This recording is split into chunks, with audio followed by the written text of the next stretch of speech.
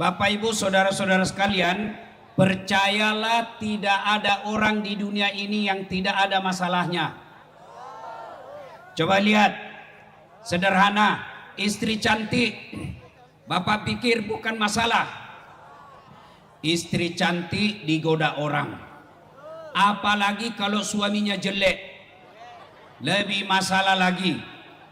Berarti bagus kalau istri jelek. Istri jelek dihina orang, kita lagi yang malu jalan sama dia. Duluan aja deh, nanti ketemu di pesta. Pas saya sampai di pesta, Kang mana Kang? Gak jadi, saya lagi mencret. Istri cantik masalah, istri jelek masalah. Kalau begitu bagus kalau tidak ada istri, masalah juga. Berarti bagus kalau banyak istri, masalah lagi. Coba lihat, waktu kuliah apa masalahnya? Mau sarjana. Sudah sarjana selesai masalahnya? Mau kerja. Sudah dapat kerja selesai masalahnya? Masalah lagi muncul, mau jadi kepala bagian. Sudah jadi kepala bagian selesai masalahnya? Mau lagi jadi kepala dinas. Sudah jadi kepala dinas selesai masalahnya? Mau jadi sekda. Sudah jadi sekda selesai masalahnya? Mau jadi bupati. Sudah jadi bupati selesai masalahnya? Mau 2 periode. Sudah 2 periode selesai masalahnya, ditangkap KPK.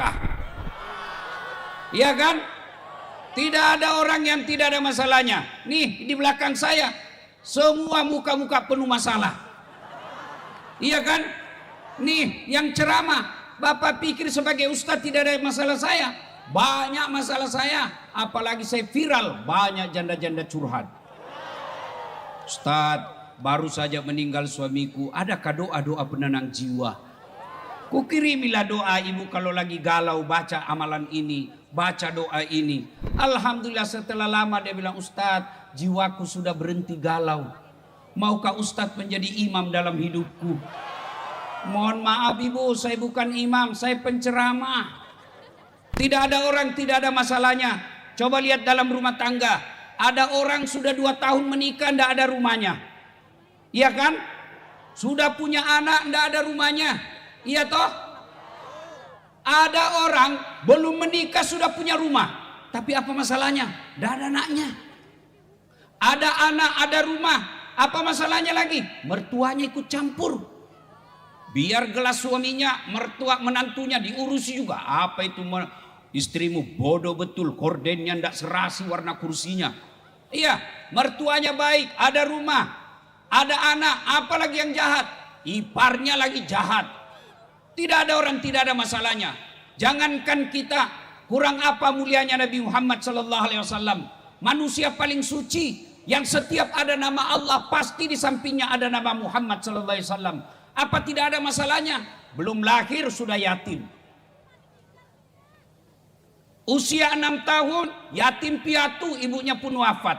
Diambil oleh kakeknya, 8 tahun meninggal lagi kakeknya. Diambil sama pamannya, wafat lagi pamannya. Dalam ekonomi bu, ekonomi, Nabi pernah 3 hari 3 malam tidak makan. Sampai Hasan Hussein cucu beliau pucat pasi tidak makan. Itu Nabi dalam pekerjaan sebagai gubernur, sebagai bupati, bukan dibully. Nabi sebagai Rasul bukan dibully, beberapa kali uji coba pembunuhan dan mengalami perang 9 kali, dan puncak penghinaan orang-orang Mekah, diusir dari kampung halamannya. Itu Nabi, apalagi kita. Nah kalau begitu, ketika ada masalah, Allah tidak berkata, Das'at kalau ada masalahmu kau jadi gubernur dulu, Kang Dedi kalau ada masalah 2 periode dulu. Ada masalahmu kau sarjana dulu. Ada masalahmu kau jadi dokter dulu. Tidak, Allah cuma minta 2. Ibu bapak yang ada masalahnya dengar baik-baik. Ketika ada masalah Allah cuma minta 2 hal. Ista'inu bis-sabri was-shalah. Sabar, perbaiki solatmu, saya yang selesaikan masalahmu. Itu janji Allah, bukan janji caleg. Kalau caleg begitu mau dipilih, bagi-bagi kartu nama. Pilih saya, sama-sama kita orang Bekasi. Ada masalahmu, telepon saya 24 jam, siap kau hubungi. Begitu terpilih dia ganti nomor HP-nya. Ada begitu di Bekasi? Ada? Ada? Nah, kau salah, kenapa kau pilih? Bapak Ibu saudara-saudara sekalian, begitu ada masalah Allah minta sabar. Istri suka ngomel, Bapak suka ngomel, Pak, mau tahu kenapa istri suka ngomel? Satu, jarang dipuji. Nah, itu sudah bilang betul. Bu Ibu, Pak, bahkan untuk memuji istri boleh bohong. Boleh bohong. Misalnya pulang kerja ketemu istri, "Dek, kau makin cantik aja." Dan hebatnya bohong kepada istri, meskipun dia tahu bohong, dia tetap senang. Kau bohong tapi tidak apa-apa, saya senang juga. Iya kan? Iya toh?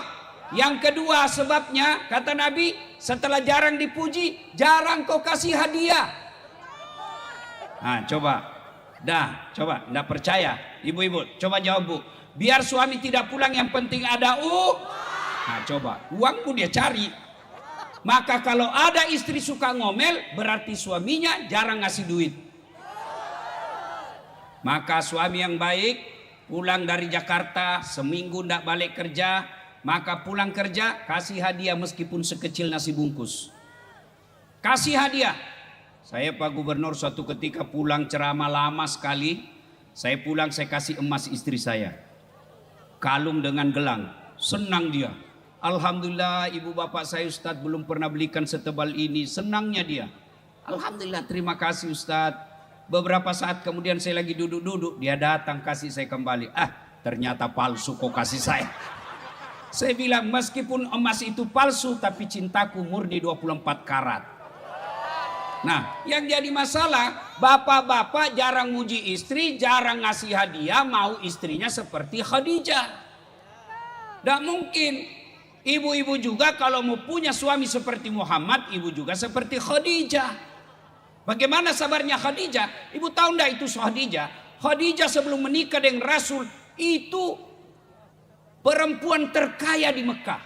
2/3 barang-barang Mekah yang mewah pada saat itu miliknya Khadijah. Tapi ketika sakaratil maut, Khadijah memakai baju yang 83 kali tambal. Itu Khadijah, istri Nabi, Ummul Mukminin, dalam rumah tangganya pun kelaparan. Maka ketika ada masalah, bagaimana bentuk sabar? Kata Allah, alladzi idza asabatu musibah qalu inna lillahi wa inna ilaihi rajiun. Tadinya ada motor, karena hutan pinjol terpaksa kita jual motor. Begitu motor lepas, ucapkan inna lillahi wa inna ilaihi rajiun. Coba amalkan. Dengan catatan jangan cepat ketika ngucapnya. Ngucapnya sambil usap dada. Inna lillahi wa inna ilaihi rajiun. Pasti berbekas. Kenapa zikir kita tidak berbekas di hati? Kita rajin zikir tapi kita suka ngomel. Kita rajin zikir tapi tukang gosip. Kita rajin zikir tapi pemalas. Kita rajin zikir tapi suka mengeluh. Kenapa? Zikir kita tidak berbekas. Kenapa tidak berbekas? Karena terlalu cepat cara mengucapnya.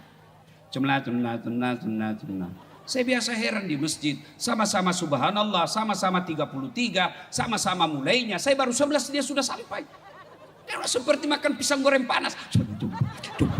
Apa artinya itu? Jangan ketawa, saya serius ini.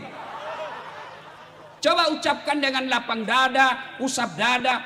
Alhamdulillahirabbil alamin. Tadi dapat rezeki 30 juta. Supaya dia berkesan di hati. Alhamdulillahirabbil alamin. Segala puji bagi Allah seluruh sekalian alam. Ketika bapak istri ngomel, ucapkan innalillahi wa inna ilaihi rajiun. Tapi jangan kok keras. Istrimu ngomel kok innalillahi. Oh, tambah jadi dia. Kok kira saya mati? Tapi gimana caranya? Istri ngomel kita dengar, selesai ngomel lalu kita tinggalkan. Innalillahi wa inna ilaihi. Bu, saya kalau istri saya ngomel, Ustadz kenapa sering sekali saya ditinggal? Jarang di rumah. Saya tidak marah, saya cuma menyanyi. Tiap malam engkau ku tinggal pergi. Bukannya aku sengaja. Demi kau dan si buah hati, terpaksa aku harus begini. Oh, masih marah-marah juga. Saya buka baju saya sambil saya peluk sambil menyanyi. Insaflah wahai manusia. Berhenti dia marah. Ibu-ibu juga kalau suamimu marah, ucapkan innalillahi wa inna ilaihi raji'un. Dia ngomel-ngomel, ibu sambil nyanyi. Berhenti tuh marah kalau ibu nyanyi. Caranya nyanyi bu begini kalau dia ngomel. Pulangkan saja aku pada ibuku, atau lihatlah tanda bekas tampar sering kau lakukan bila kau marah. Samakah aku yang dijual orang hingga sesuka kau lakukan itu? Apa judulnya bu? Hati yang terluka. Penyanyinya? Oh, berarti ibu-ibu sudah tua semua ini. Inilah itu masih lebih baik bu daripada lagu ibu-ibu sekarang. Putar ke kiri nona, putarlah ke apa itu kiri kanan. Kalau ini ada pesan moralnya, ya bu. Jadi kalau suami marah dengar sedulur-sedulur, punten, mangga. Kalau orang kaya tiap hari bertengkar, paling tidak enak makannya. Orang kaya tiap hari bertengkar, paling tidak duitnya banyak. Orang kaya tiap hari bertengkar, paling tidak tempat tidurnya empuk. Tapi kalau sudahlah kita miskin, rumah ngontrak-ngontrak, sempit, suami bau keteknya, istri busuk mulutnya, bertengkar tiap hari. Apa yang kamu banggakan hidup di dunia? Kalau kita ngontrak, rumah sempit, makan ala kadarnya, tapi kita saling mencintai, paling tidak sakinah yang kita dapat di dunia. Paling kita rumah tangga bahagia, sehingga lihat orang kaya kita bisa bilang, kamu kaya tapi kau tidak dapatkan kebahagiaan rumah tangga. Kami miskin tapi kami bahagia saling menghormati. Ini sudah miskin bertengkar melulu. Sudah bertengkar tiap hari, hamil lagi. Ibu ketawa karena ada pelakunya di sini. Subulnya sabar berat Ustadz. Memang sabar berat. Kenapa? Innallaha ma'as sabirin. Allah bersama orang-orang yang sabar. Bersama Allah, bersama Kang Deddy aja kita sudah bangga. Ketemu saja Pak Gubernur kita sudah senang selfie. Padahal beliau ada masa jabatannya hilang. Sudah bangga kita. Gimana kalau Allah yang bersama kita? Dan orang yang bersama dengan Allah syaratnya sabar. 2 resepnya. Perbaiki sholat. Ustadz, kenapa saya dagang rugi? Nge-grab hilang lagi motor saya. Rumah tangga ndak pernah bahagia. Ndak usah cari kambing hitam. Periksa sholat. Periksa sholat. Ada orang ke Jakarta dari Bekasi tiap hari kerja. Berangkat jam 5 pakai kereta. Balik sampai di rumah jam 9. Ndak sholat subuh, ndak sholat duhur, ndak sholat asar. Lepas maghribnya, isanya pun tidak. Gajinya cuma 5 juta 1 bulan. Ini yang saya istilahkan setengah mati cari makan. Begitu dapat nasi bungkus, nasinya dia buang, bungkusnya dia makan. Inilah orang yang setengah mati cari uang, tidak sholat. Bu, Pak, saya mau tanya, siapa yang punya dunia bu? Siapa yang punya dunia? Siapa yang punya dunia? Maknanya tidak mungkin dunia dalam genggaman kalau yang punya dunia kau jauhi. Saya ulang, tidak mungkin dunia kita bisa raih kalau yang punya dunia kita jauhi. Contoh, saya akrab sama Kang Dedi, Pak Gubernur. Saya datang ke Bandung. Assalamualaikum Pak Gubernur. Waalaikumsalam Pak Ustadz, gimana kabar? Saya lagi ada di Bandung Pak Gubernur. Mau keliling-keliling lihat kota Bandung. Tapi tidak ada mobil saya Pak Gubernur. Pak Gubernur telepon ajudan. Ajudan, siap Pak Gubernur. Itu ada Pak Ustadz Dasat. Tolong bawakan ke mobil di stasiun kereta api. Jangan lupa full tangki. Kasih mobil yang baik dengan sopir. Jangan lupa sertakan pembeli oleh-oleh. Contoh. Ini biar contoh. Contoh aja. Benar kan? Nah, 30 menit kemudian datang ajudan Pak Gubernur. Izin Pak Ustadz, ini ada kiriman kendaraan dari Pak Gubernur. Silakan digunakan selama di Bandung. Full tangki ini serta dengan pembeli oleh-oleh Pak Ustadz. Selesai urusan saya soal mobil. Kenapa? Saya akrab sama Pak Gubernur. J. Sebaliknya ada dari Sulawesi, tidak pernah ketemu, tidak pernah telepon, tidak kenalan, tidak pernah lihat nama, tidak pernah dengar nama. Datang ke Bandung, mohon izin Pak Gubernur, saya lagi dari Sulawesi, pinjam mobilnya Pak Gubernur. Siapa ditelepon Pak Gubernur? Ajudan, bukan. Siapa? Kapolres. Tangkap itu tukang tipu. Tidak pernah kenal, tidak tahu, pasti tukang tipu itu. Tangkap. Begitu juga sedulur-sedulur. Tidak pernah sholat. Sholatnya cuma hari Jumat, paling terlambat datang, paling cepat pulang. Orang khotbah kau tidur. Begitu ada masalah dalam pekerjaanmu, ada masalah dalam rumah tanggamu. Ya Allah, saya sudah capek hadapi hidup ini ya Allah. Capek saya ya Allah. Allah berfirman, malaikat karena dia sudah capek hadapi hidup, cabut nyawanya. Maka saudara-saudara sekalian, tidak ada susahnya bagi Allah sembuhkan penyakitmu. Tidak ada susahnya bagi Allah lunasi utang-utangmu. Tidak ada susahnya bagi Allah kasih anakmu pekerjaan. Allah cuma minta kau sholat deh. Saya kasih lagi contoh. Pak Gubernur punya ajudan. Tahu ajudan? Tahu ajudan? Itu kalau beliau panggil ajudan, biar ajudannya lagi duduk. Ajudan! Langsung lompat biar lagi makan kacang. Diam. Siap Pak Gubernur? Iya toh? Kira-kira ada enggak ajudan dipanggil? Ajudan, tunggu dulu Pak Gub. Ajudan, Bapak enggak lihat sisi Bu? Dipecat kau. Iya toh? Padahal Pak Gubernur ada masa jabatannya. Begitu takutnya manusia katakan tunggu. Lalu kenapa ketika Allah memanggil kita? Hayya 'alas shalah. Sini, kau istirahat dulu daganganmu. Kau sholat deh. Berhenti dulu bawa penumpang. Selesai bawa penumpang itu mampir dulu deh kau wudhu. Ngadu kepada Allah. Pak, Bu, saya mau tanya. Bu, bisa enggak manusia dibakar hidup-hidup? Dalam api yang sangat besar masih bisa hidup? Masih bisa hidup? Tidak menurut ilmu fisika. Kalau Allah yang mau, Nabi Ibrahim dibakar dalam api yang sangat panas. Justru keluar kedinginan. Adik-adik, bisa enggak manusia hidup dalam perut ikan? Kalau saya orang Bugis, ikan masuk dalam perut saya. Tapi tidak mungkin manusia bisa hidup dalam perut ikan. Kalau Allah yang mau, Nabi Yunus 40 hari dalam perut ikan keluar dengan selamat. Ibu-ibu, bisa enggak perempuan hamil tidak pernah disentuh laki-laki? Menurut ilmu kedokteran tidak mungkin perempuan bisa hamil tidak pernah disentuh laki-laki.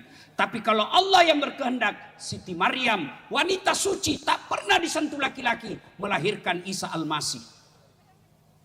Itu tidak masuk akal. Tapi kalau Allah yang mau, kecil buat Allah. Ustadz, kenapa rumah tangga saya tidak bahagia? Pasti suami istri jarang sholat. Ustadz, kenapa lapangan kerja saya sulak? Pasti kau ajarin sholat. Ustadz, saya sudah sholat, kenapa hidupku susah? Karena kau tidak ikhlas. Hayya 'alas shalah, asar lagi.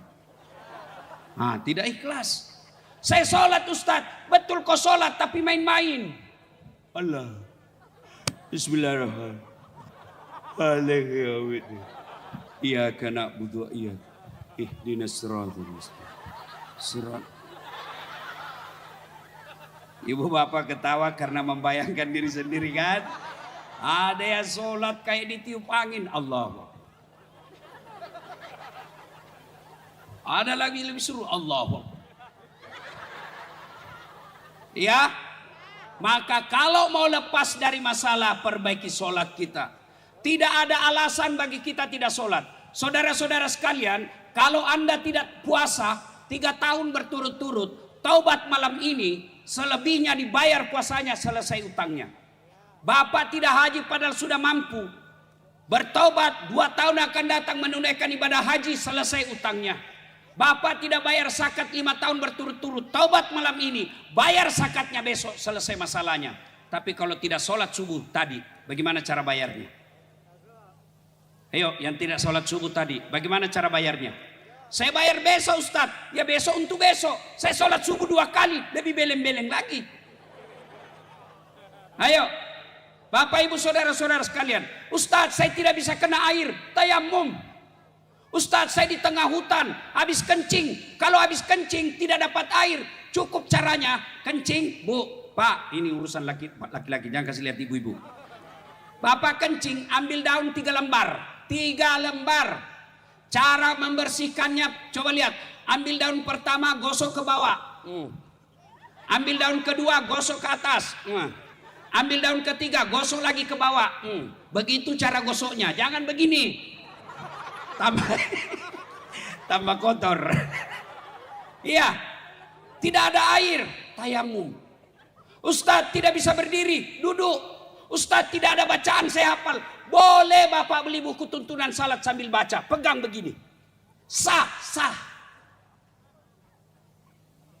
Ustadz saya tidak lihat kiblat, kita lagi di dalam di tengah laut, lihat matahari terbenam. Oh di sana matahari terbenam, lalu ke sana. Allahu Akbar. Tiba-tiba perahu goyang, enggak usah juga kok goyang-goyang juga begini. Apa lagi alasannya? Apa? Yang banyak orang tidak sholat, 1, perempuan ketika selesai haid. Gratis 5 hari dia tambah bonus 2. Kata suaminya, kenapa belum sholat? Belum bersih. Ah kau bohong, masih ada sedikit-sedikit. Kau bohong, apa bohong? Saya kasih lihat kau. Yang kedua, penyebab perempuan banyak tidak sholat kalau ada pengantin. Boleh dandan, tapi jangan gara-gara dandan tidak sholat. Dia pakai jilbab sakaratil maut. 3 lapis. Mau ada di sini kembang-kembangnya, ada di sini kayak bunga-bunga, di sini ada pohon-pohon. Lar, so sempit kalau dia jalan suaminya. Buru-buru kau dek, kita terlambat. Tunggu dulu Kang. Beleng-beleng. Tiba waktu sholat, hayalah sholat, kata suaminya, dek, saya jualkan kau sawah supaya kau pergi umroh. Masa kau tidak sholat? Apa kata istrinya? Kau sadar, lihat ini jilbabku, setengah mati dipakai. Gara-gara jilbab dia tidak sholat. Orang seperti ini, saya setuju kata Kang Dedi tadi, umroh baik. Tapi kalau berulang-ulang, itu lebih utama memakmurkan masjid, membantu fakir miskin. Oh, jadi pejabat itu jangan coba Pak. Anda itu pejabat bagaimana diperlihatkan tanggung jawabnya di akhirat. Saya yakin tidak ada yang mau ikut pilkada. Itu Umar bin Khattab pernah tidak bisa tidur semalam. Kenapa? Sore hari ada onta terpleset gara-gara jelek jalan, jatuh itu onta. Onta terpleset, Umar bin Khattab sebagai Amirul Mukminin tidak bisa tidur untuk tanggung jawabnya di akhirat. Ini bukan onta yang jatuh masyarakat. Saya jalan tadi dari Jakarta sebelum. Ada juga jelek jalan di sini. Kayak mau jatuh kancing baju saya. Mudah-mudahan selesai acara ini menjadi itibar buat kita semua. Ya, Bapak Ibu Saudara-saudara sekalian, boleh tidak sholat. 1, hilang ingatan. Apa artinya? Kalau gila, kenapa tidak sholat? Saya gila Pak Ustadz. Boleh kok tidak sholat. 2, boleh tidak sholat, belum balik. Apa artinya? Kalau ibu-ibu belum haid, boleh tidak sholat. Ada di sini punya anak belum haid?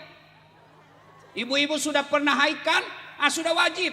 Bapak-bapak kalau sudah pernah mimpi basah, wajib sholat. Yang ketiga, boleh tidak sholat. Siapa? Mereka dalam tekanan. Kau sholat, misal zaman kompeni Belanda. Kau sholat, saya tembak kepalamu. Boleh dia tidak sholat. Lain dari itu, wajib sholat. Dengar baik-baik yang mereka balas sholat. Bawa pulang ini oleh-oleh. 1, buka Al-Quran surah Al-Hajj 47. Di situ Allah jelaskan, 1 kali kau tidak sholat, 1 hari di neraka. Apa dia suruh 1 hari neraka? 1000 tahun dunia. Buka Al-Quran surah Al-Hajj 47. Tidak salat subuh tadi 1000 tahun kau diparkir di neraka. Berapa 1000 tahun? Auzubillah min zalik. Yang kedua, buka Al-Quran surah Al-Fat 29. Muhammad dan Rasulullah walladzina ma'ahu asiddaul al-kuffar ruhama'u bainahum tarahum ruk'an sujada ila akhir ayat. Tanda umat Muhammad kata Allah, mereka kamu lihat ruku dan sujud. Kalau dia tidak ruku dan sujud, maka dia kafir di hadapan Allah. Bahkan Imam Syafi'i menghukumi mereka yang mengaku Islam tapi tidak sholat, jangan kau sholati jenazahnya ketika dia meninggal. Hati-hati Pak, biarlah rumah ngontrak-ngontrak tapi sholat baik, daripada rumah mewah tapi tidak sholat. Lebih celaka lagi, sudah rumah ngontrak-ngontrak tidak sholat lagi. Bu, pulang ini saya tidak tahu Ustadz datang berjamaah di masjid. Alhamdulillah, Ramadan hadir. Anggaplah selama ini kita tidak sholat. Kata Allah, wala tai'asu mir rauhillah. Jangan kau putus asa, kata Allah. Saya hadirkan kau 1 bulan. Dari 12 bulan, 11 bulan kau lupakan saya, 11 bulan kau maksiat, saya hadirkan kau Ramadan. Ramadan artinya panas dan membakar. Maknanya 11 bulan berbuat dosa, 1 bulan Allah bakar dosa-dosanya. Oleh karena itu di bulan Ramadan banyaklah bertobat. Dan cara bertobat satu diantaranya menjelang maghrib istighfar. Menjelang buka puasa istighfar. Dulu zaman saya kecil, waktu belum ada TV swasta, belum ada radio swasta, RRI dan TVRI menjelang buka, se-Indonesia itu istighfar. Nashhadu Allah ilaha illallah wa nastaghfirullah nas'alka ridaka wal jannah wa na'udzubika min sakhatika wan nar. Itu dulu.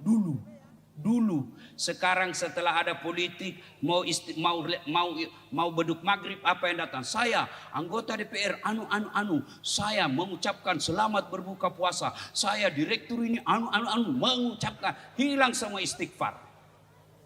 Jelang Ramadan buka puasa, buka puasa Ramadan ini perbanyak istighfar. Dan janji Allah kalau kita bertobat, innallaha yuhibbut tawwabina. Allah mencintai orang-orang yang bertobat.